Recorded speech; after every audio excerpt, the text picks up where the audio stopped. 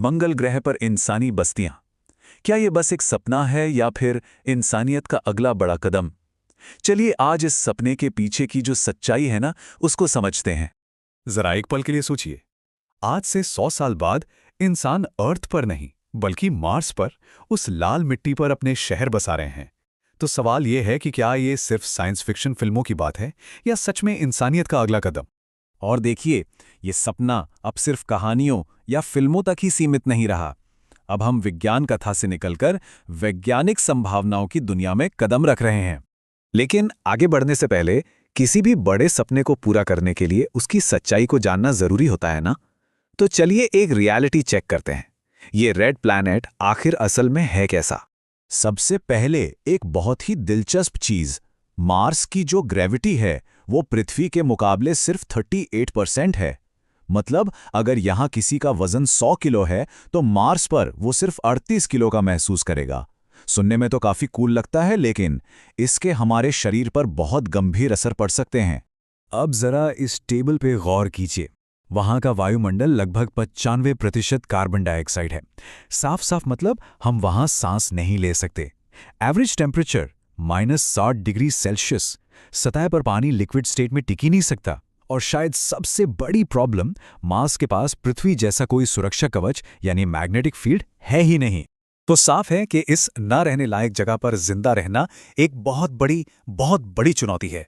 आइए इंसानी जीवन के लिए जो 3 सबसे बड़े खतरे हैं उन्हें एक एक करके समझते हैं। पहला और सबसे बड़ा चैलेंज है कॉस्मिक रेडिएशन। जैसा हमने अभी बात की, मार्स के पास कोई मजबूत मैग्नेटिक फील्ड नहीं है। इसका सीधा सा मतलब यह है कि सूरज और स्पेस से आने वाली जानलेवा रेडिएशन बिना रुके सीधे उसकी सतह पर गिरती है।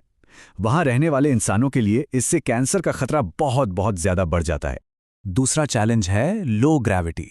लंबे समय तक सिर्फ 0.38 जी में रहने का मतलब है कि हमारा शरीर कमजोर पड़ने लगेगा।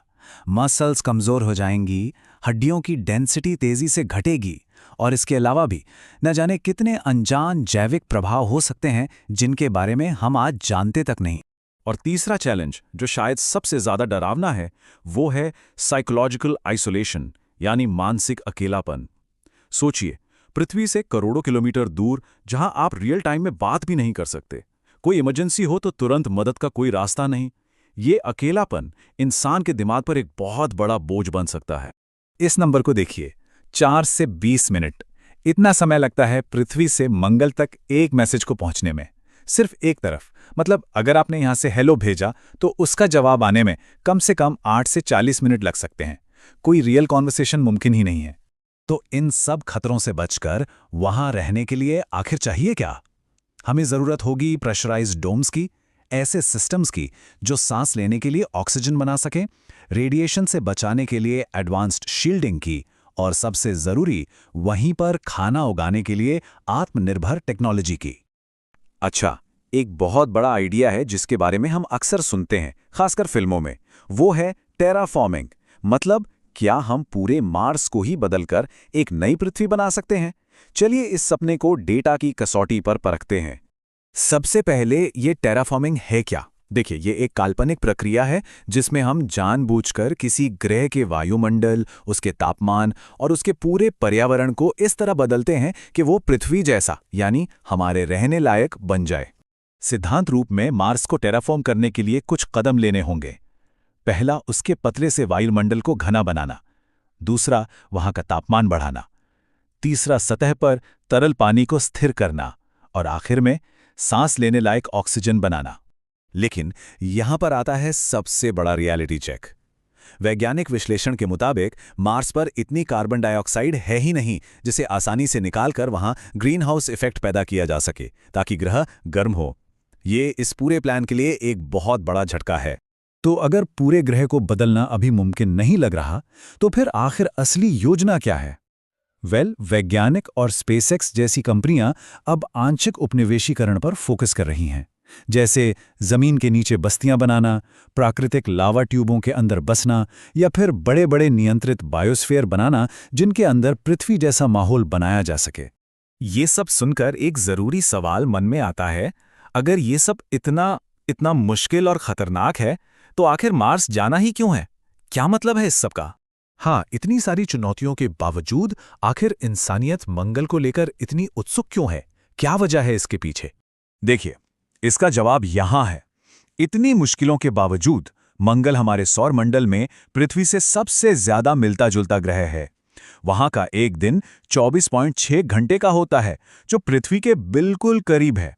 पानी वहां बर्फ के रूप में मौजूद है और हो सकता है कि वहीं पर रॉकेट ईंधन बनाने के लिए जरूरी संसाधन भी मिल जाएं। तो इसीलिए मंगल को मानवता का एक बैकअप प्लैनेट कहा जाता है और विज्ञान और टेक्नोलॉजी के विकास के लिए ये हमारा अगला तार्किक कदम है। ये एक ऐसी चीज है जो पूरी इंसानियत को आगे बढ़ने के लिए प्रेरित करती है। ये सब असल में इंसानियत के अगले अध्याय की शुरुआत है, हमारे एक बहुग्रहीय भविष्य की परिकल्पना। ये सिर्फ एक ग्रह पर जाने की बात नहीं है, ये हमारी प्रजाति के भविष्य का सवाल है। अगर हम इसके समय सीमा को समझने की कोशिश करें तो निकट भविष्य की सोच तो है वहां पर, छोटे छोटे वैज्ञानिक आउटपोस्ट बनाना, बिल्कुल वैसे जैसे अंटार्कटिका में है। लेकिन जो लंबी अवधि की सोच है वो बहुत बड़ी है, एक ऐसी आत्मनिर्भर सभ्यता बनाना जो पृथ्वी से पूरी तरह स्वतंत्र हो। और ये सब हमें आखिर में एक बहुत बड़े सवाल पर लाकर खड़ा कर देता है। अगर मंगल पर इंसानी बस्तियां शुरू हो जाती हैं, तो क्या हम आधिकारिक तौर पर एक बहुग्रही प्रजाति बन जाएंगे? इस सवाल का जवाब शायद हमारा आने वाला कल तय करेगा।